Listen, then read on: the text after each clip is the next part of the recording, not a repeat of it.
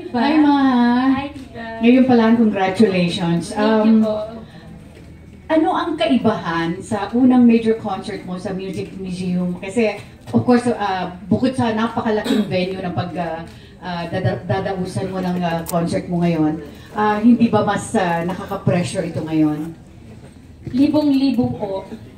Tad-tad po ng pressure sa akin ngayon. Pero yun nga po, gusto ko po yun yung pag may pressure po. Pag nape-pressure ako, kasi mas na-challenge ko yung sarili ko na, kaya mo ba? Hindi mo kaya?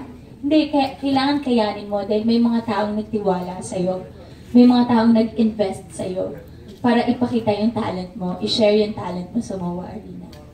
So, yun po. Kaya talagang sobrang pukpukan at talagang halos everyday na po ang rehearsals. At yung tulad nga po sabi ko, yung meeting namin, halos laging buong isang araw para talaga bawat prod numbers ay kakaiba po talaga.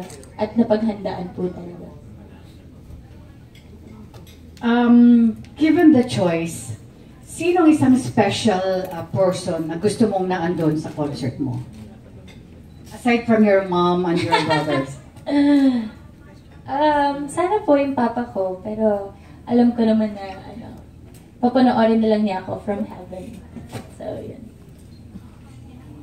Sorry, tita. Sobrang safe pa. Hindi mo ba imbitahan ng ex mo? Sabi ko nga po, sana bumili na lang siya ng ticket.